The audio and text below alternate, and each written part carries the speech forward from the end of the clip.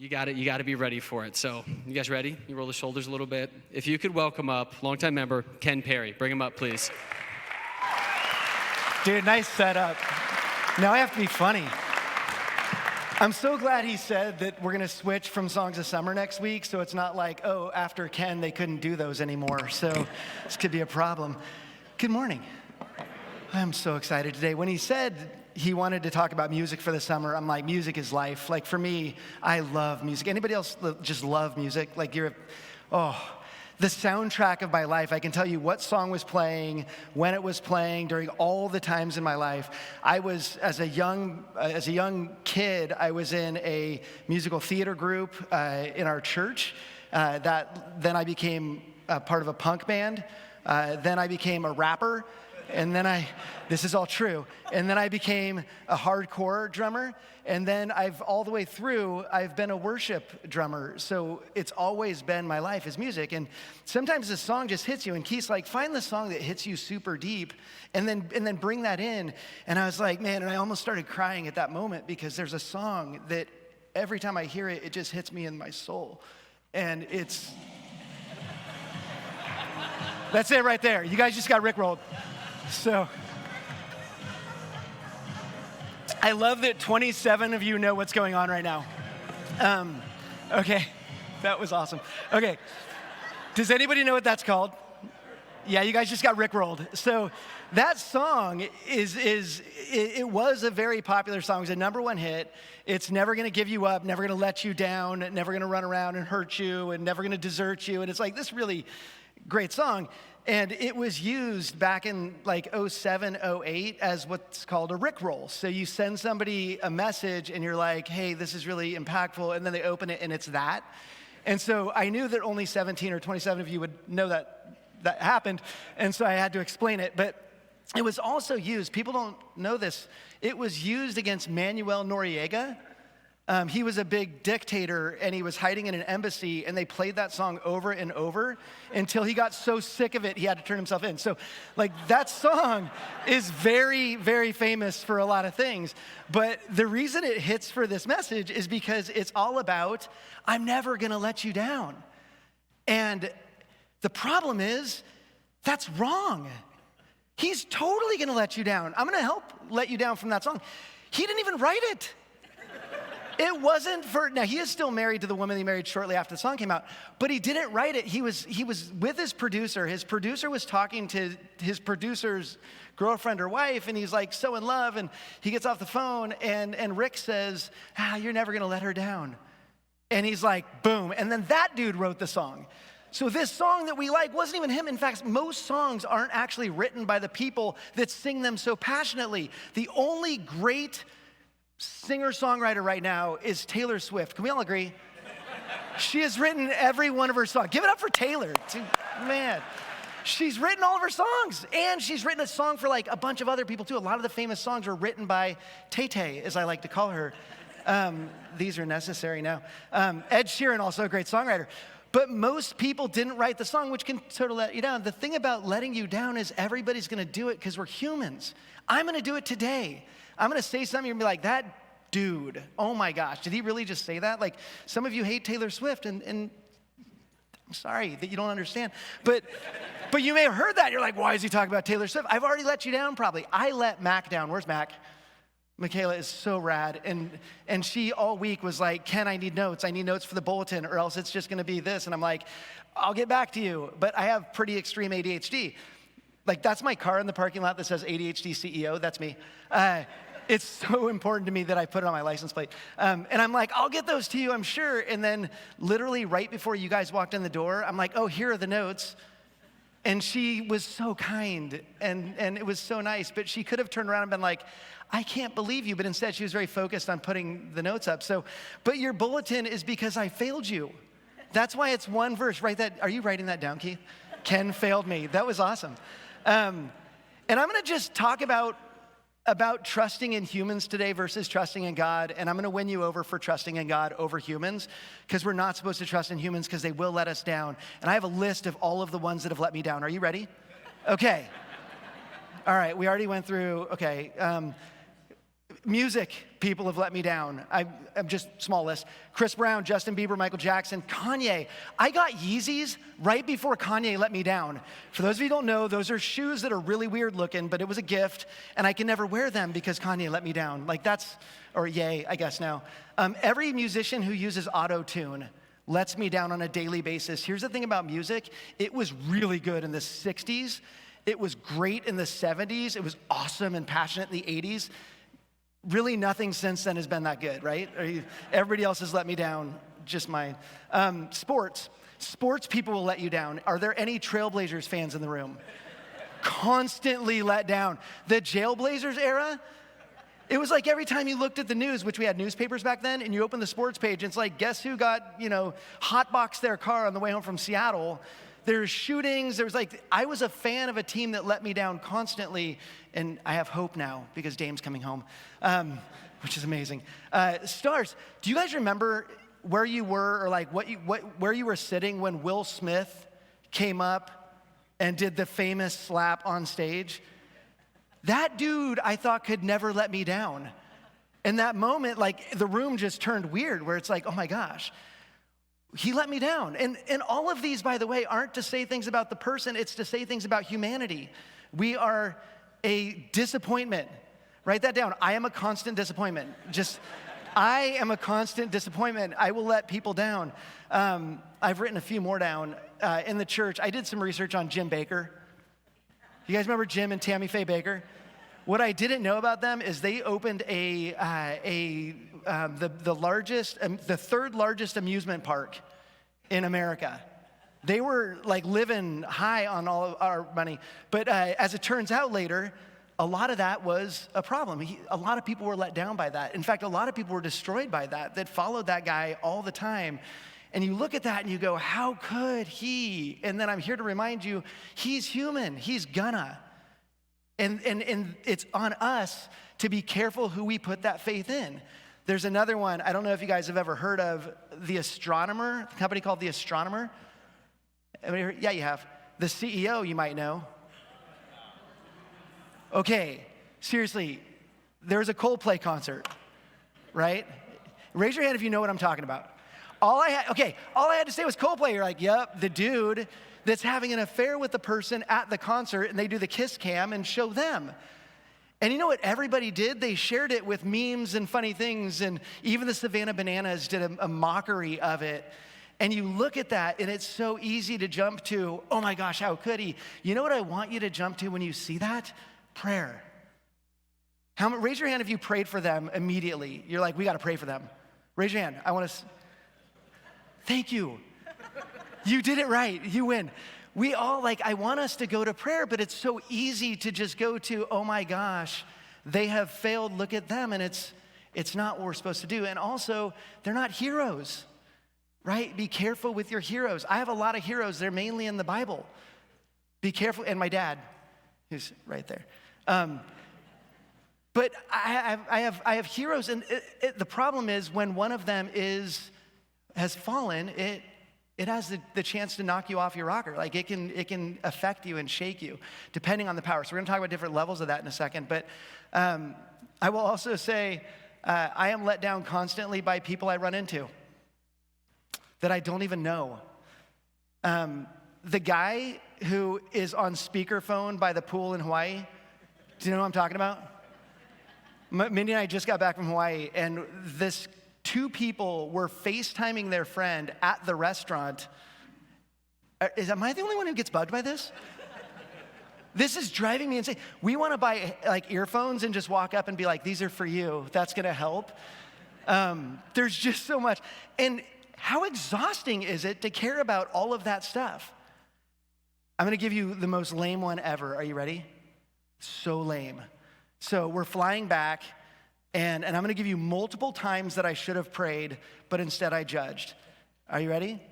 We get to the Honolulu airport. If you've ever flown out of Hawaii, they're not the most efficient airports, right? It's island time. Can I say that? Right? Okay. You know exactly what I'm talking about. So you get there, and the belt is down. And so the bags aren't coming through. So they just throw people's bags all over the place, and somehow those are going to make it. which then delayed the flight. So I see all these people stressed out, and instead of going, and by pray, I mean, God help them. This has got to be the toughest day ever. It's the toughest day ever. God help them. Like, what does that do to my mood and my attitude when I do that? Instead of, oh my gosh, what in the world? I'm not going to get my bag. Am I the only one who reacts that way? I'm going to need a lot of feedback today, because otherwise I'm going to be like just throwing myself behind the bus like all day long. So, and then we get to the plane, and they're like, we're going to be delayed because of our luggage problem today. And I'm like, well, of course you're going to be delayed. Like, I'm just like, and I didn't pray for the people that have to deal with that. And so then we get up on the flight there, we land 40 minutes late, and I'm like, it's 11:15 at night. And you know the little bridge that they have to drive to the plane? The bridge thing that like you're going to walk onto as you get off the plane? She's brand new. It took her 30 minutes to get the bridge to the plane, the little walking bridge. Okay, I'm feeling like you're getting me right now. I feel way better.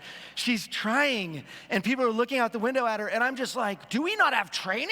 Like what?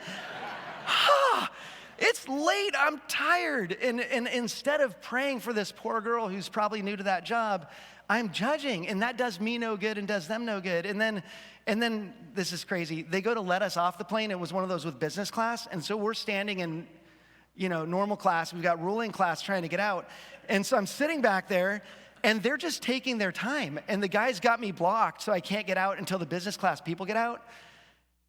And I'm like, dude, are you really? And I actually said, they're taking their time. Can we go? Like, is that cool? And he's like, no, we must let the important people out first. And I'm like, ah. Again, that guy doesn't want to deal with that. I could have prayed. I could have said, God, help them get faster at this, or something like that. But instead, I'm getting angry, and then I get to the baggage claim, and my bag's not even there. It's still in Honolulu. I have a little tracking device on it, and I'm like, I don't have my clothes, and I'm driving home. And the best part about this whole story is I'm driving home, and I'm angry, and Aria and Tate, two of my kids, pick me up at the airport. Aria, late at night, she's going out of her way to get me like she does, and Mindy looks at me as I'm so frustrated calling back. Oh, I call baggage claim, and they're like, you should just call Lost and Found in Honolulu and see if they have it. I'm like, like so mad. And Mindy looks at me at just the right time, and she says, oh, you should listen to your sermon this week. Like, oh, but how much anxiety over other people instead of just flipping over and praying. And by the way, it doesn't stop at us as humans. You know, people in the Bible were human. Do you guys know that? Which means they all failed us, right? So I'll start at the beginning. Adam and Eve, yep.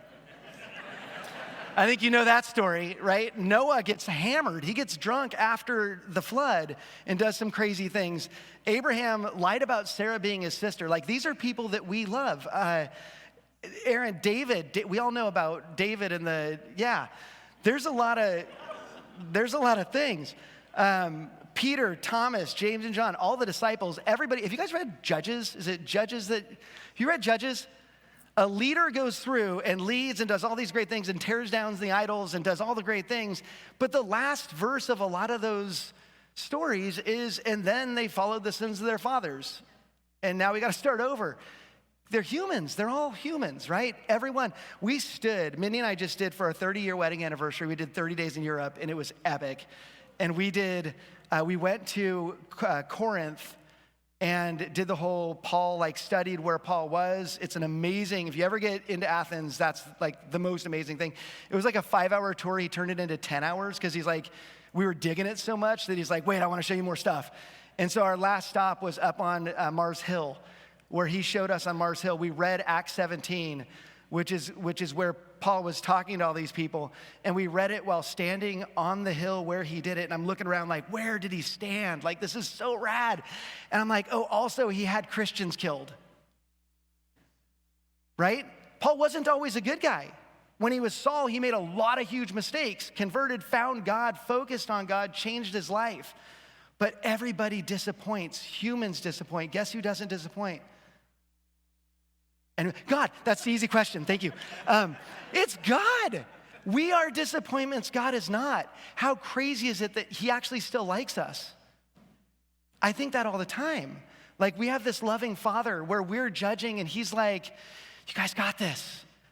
Yeah, I always think of in school, you get the teacher who goes, 1, 2, 3, eyes on me. What's the response to that? You guys know, I just wish God would say that out loud sometimes. It would be so fast. Be like, oh, that's right, thank you, God, eyes on you. But we get our eyes everywhere else, and it takes our eyes off of the one who actually loves us the most and has every perfect example of what it's like to be like the best. And we can follow that. We're going to spend some time in Psalm 55, because I went to Psalm, and there's a few things about Psalms that I am confused by, and I think I figured out one of them.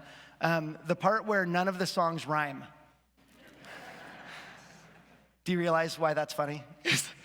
Because they weren't written in English. But for a long time, I'm like, why didn't they rhyme their songs? The other thing is, I read the Psalms, and so many were written by David, and these songs are painful. But so many of them have this common theme, and we're going to dive into it.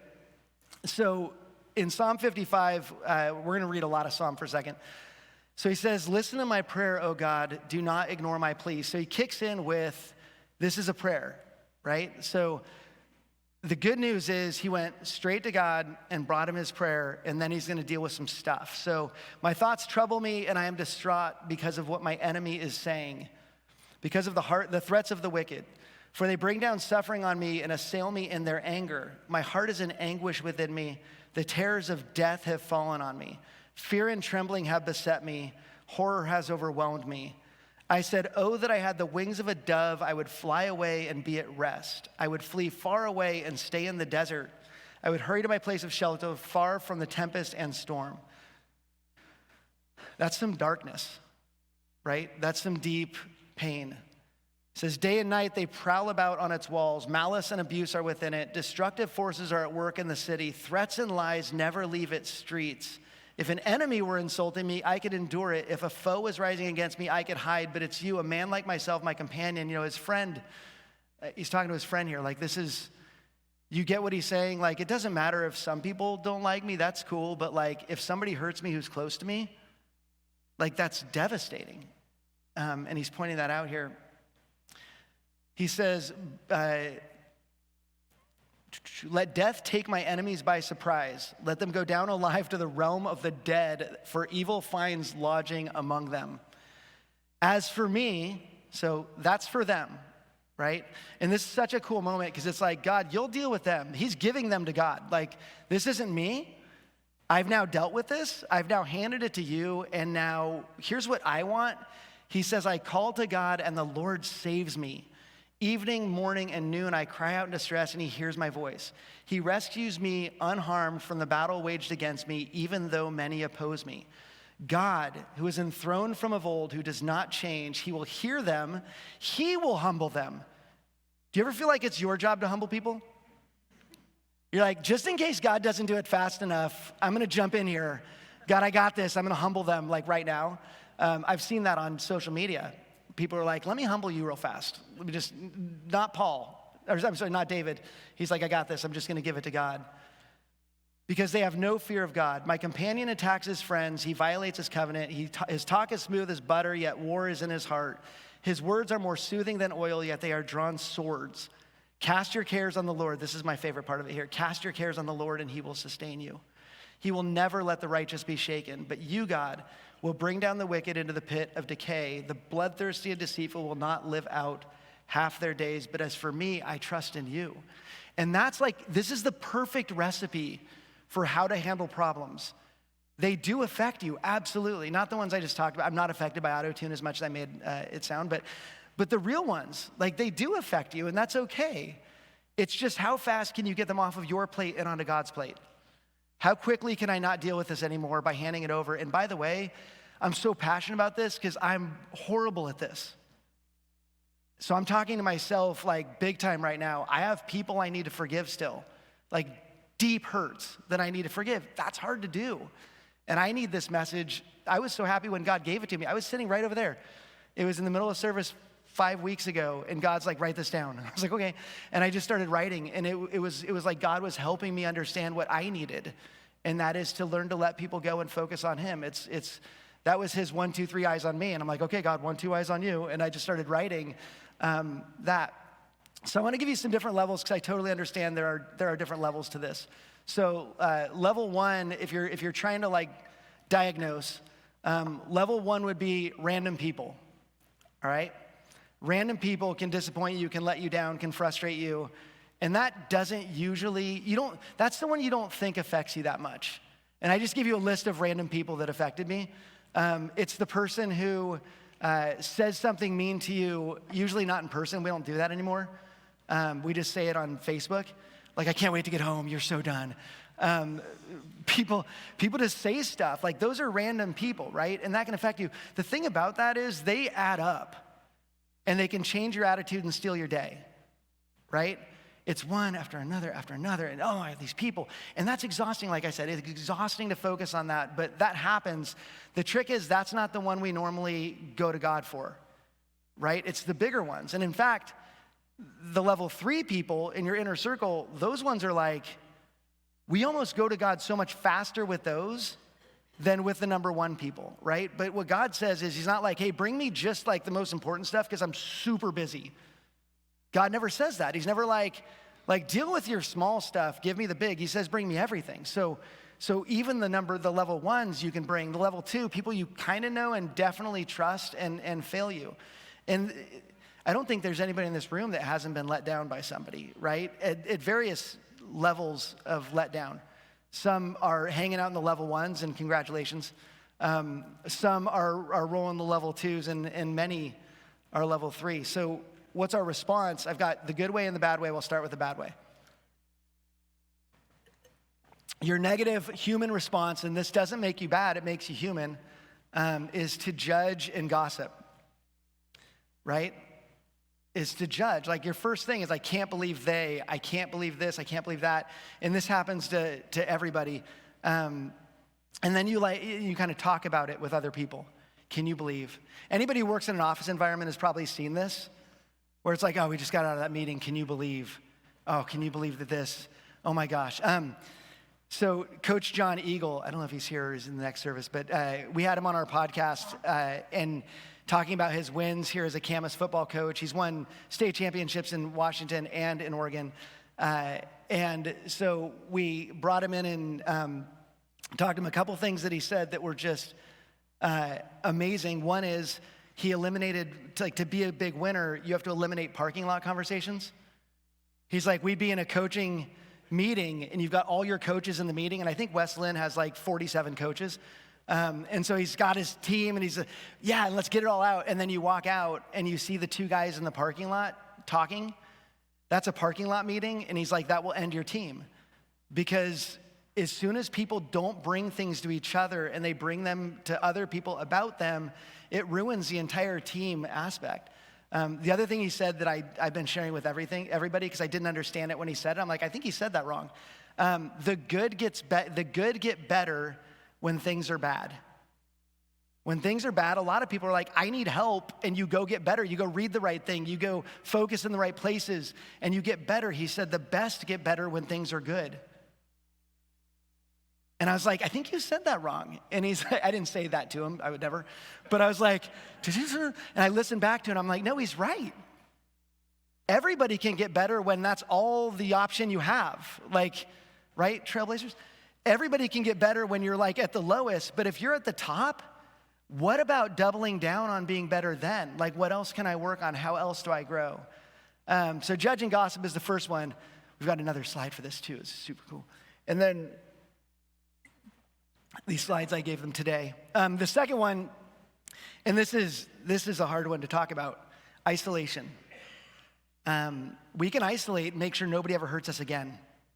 And you can do that, and that's a natural response, and people do. And once you've been hurt, it's really easy to just stop letting yourself be around people that are potentially going to hurt you. And I want us to watch for that in the people that we love, because that can lead to some really bad things. Isolation, there are 0 studies that say massive isolation is really helpful, right? There are a lot of studies that say what it can lead to, and it's all bad things. But it's a response.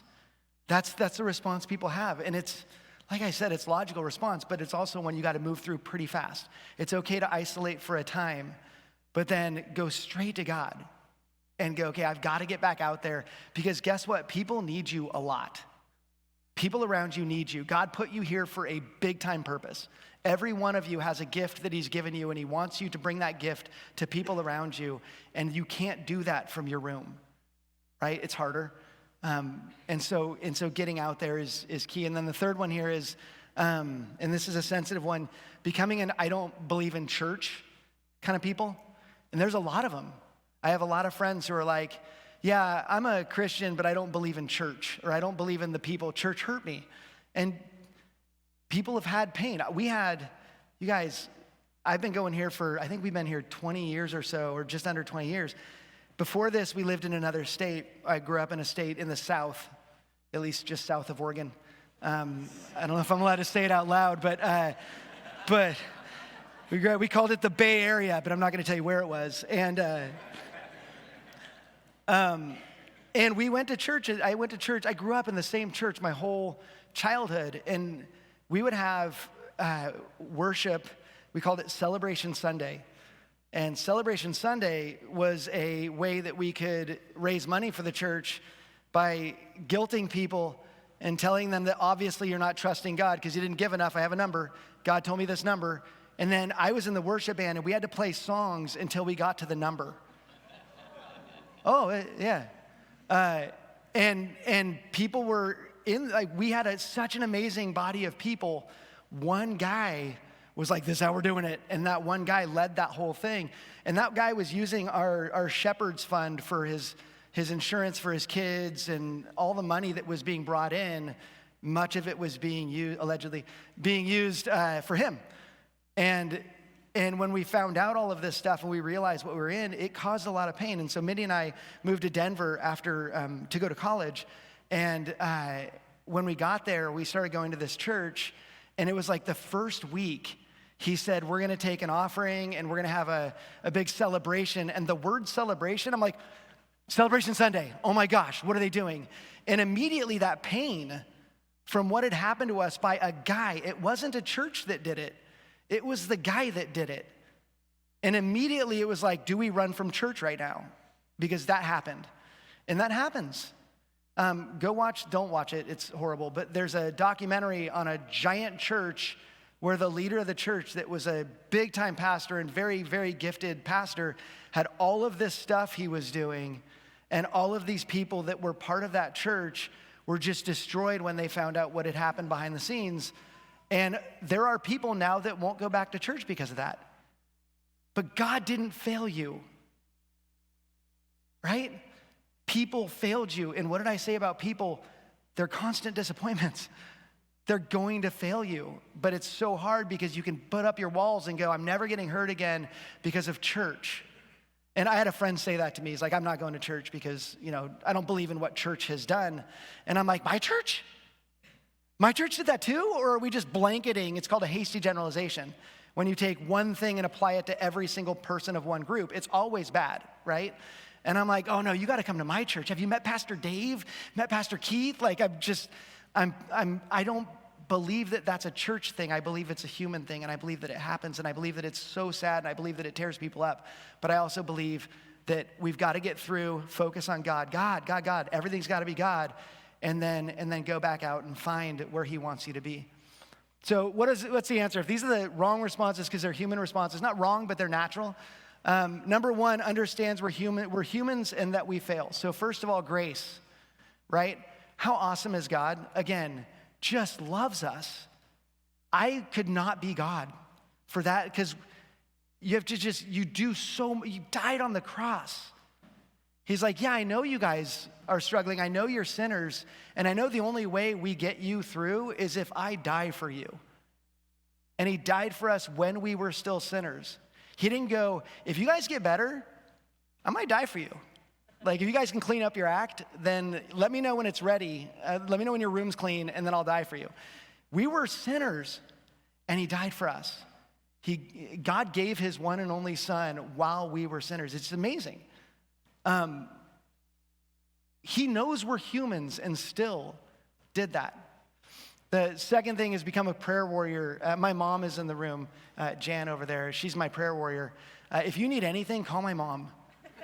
She seriously will immediately pray for you. And my mother-in-law, Pam, out there too, powerful prayer. When anything happens in our family, we go straight to the moms. Dad, I love you. But we just know the moms are in it, and they've got a network of people that they're like, we gotta pray. And you can activate the prayer chain. Where's Joy Young? Joy, if you ever wanna launch a prayer chain, call Joy Young. She's like, I got you, bro. Like, she is just goes to God with everything. So become a prayer warrior and stop counting on people. There's a verse that says, you have heard that it was said, love your neighbor and hate your enemy, but I tell you, love your enemies and pray for those who persecute you. When I say become a prayer warrior, I mean for people that you don't like sometimes. I mean, don't just pray when we say there's something in our family, when something's going on. It's find the person who hurt you most and pray for them. Oh, you know how hard that is sometimes? And like when you start a prayer for somebody you don't like, you're like, God, and you're like, don't pray for their demise. Don't pray for their demise. But you're like, God, help them. They're human, and they made a human error. And be there, and because he can. Because the good news is you're talking to the one who actually still cares even though that person hurt people, right? That's the best news. So go to prayer. And by the way, when something happens in the world, you know, we need everybody praying. And if not you, who's gonna pray? Like, God can fix things, God can heal, God can do all these amazing things, but we need to go to him. And if you're not falling on your knees when something happens and going, God, please, then I don't know who will. Don't miss the lesson in the pain. Our podcast is called Lessons from Last Time. And what we do is take people who've gone through pain and try and figure out what can we take out of that. Because pain is useless. It's just pain unless we can find the power in it. The power comes from how you got through it and sharing that with other people. What you're going through and people who've hurt you and the things that have happened to you, those things are only bad until you take their power from them. And you go, that happened. Who will I meet that needs to know about this, that needs me to have gone through it so that they can get through it? And so when you've been through things, going back to that prayer warrior and going, God, that lesson you taught me, who needs it? And I promise you, when you start praying like that, you're gonna run into people who need it. And you're gonna hear things like, oh my gosh, this just happened. And you're gonna go, wait a second, that happened to me. Hang on. I'm mentoring a kid right now. Mentoring is the funnest thing ever. I've never done it before. I've been like an informal mentor, but I've got an official mentor relationship. And the greatest thing is he has 3 kids. He's younger. And so I've made so many mistakes that all of those mistakes have turned into mentoring lessons. That's the beauty of getting older, is you become somebody that can help people who are about to make the same mistake you did. And so I'm like, dude, parenting daughters, not easy. And here's what I've learned. And my daughter actually Aria bought me a book after a women's retreat. When your daughter buys you a parenting book, you're like, oh, so sweet. I love it. Thank you. The other thing is she goes, we're going to do a book club with this, but she never read it. The book club thing was to get me to read it. By the way, secret, and just quick lesson from that book, daughters don't want you to fix their problems. Write it down. I didn't know it. I fixed all of them. But they were still crying. And I'm like, what is that? We just dealt with this. Like, what in the world? So don't miss the lesson in the pain, because somebody needs you to have gone through that. All right, we have 2 more here. Speed up your problem to prayer reaction time. So back to my story in Hawaii flying home. My problem to prayer reaction time was non-existent. I never prayed. I had a problem, I didn't get to the prayer. Get to the prayer as fast as you can. It will eliminate the anxiety that comes with holding that, right? That toxicity of anger, of frustration, of judgment. Right when you notice that, you got to go straight to prayer. Right when you notice it. And when I say prayer, I don't mean that we're going to gather 10 people and we're going to hold hands in a circle and take our hats off. I mean just a quick, God help. God help. As fast as you can, say, God help. You ever flipping through social media and you see somebody saying, please pray, my whatever is going on? How many of you are like, That's a call to you. Like, as a Christian, when you read that, you go, please pray, pray. Quick, 5 seconds, God help. God help, they need you right now. God help. It just reframes you, and it also empowers. It's an amazing experience. But get there fast. And then here's the hard one, is hold each other accountable, like my wife did in the car. Like, hey, so you're going to hear your sermon this week, right? Like, she knew what I was going to talk about, and she knew that she needed to call me out.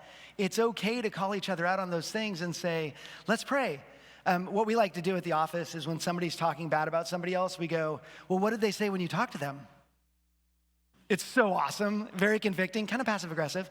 Oh, you're mad. Well, what did they say to you when you dealt with that, right? Try this with each other. Somebody's mad, frustrated, scared, nervous. Go, what did God say when you asked him about that?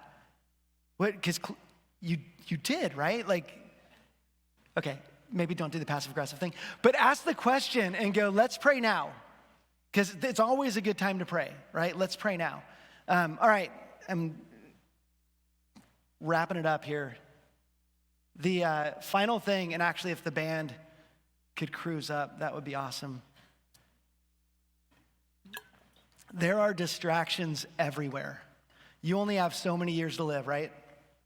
Right? And I'm 50 now, which means I only have 50 years left.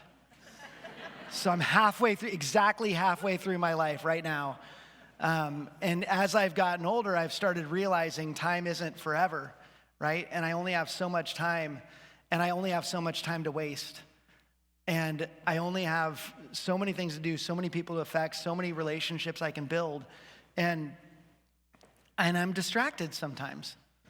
And I think we all run into that, right? We all get distracted, we all get off track. But what always brings me back is that focus on God, is eyes on God as fast as you possibly can in every situation. And to start when somebody disappoints, when somebody fails, when somebody lets you down and runs around and hurts you, see where I'm going? When they make you cry, when they say goodbye, when they tell a lie and desert you, in those situations, like, you got to catch yourself and go straight to God and go, that's another human. Of course, it's on brand for humans to do stuff like that. And you get right back to God. And so I asked Josh to play a song. It's one of my favorites, and I love old songs. Like I said, 60s, 70s, 80s. I think this one was maybe 1984. But I've asked him to sing a song that always brings me back. And so, oh, right on.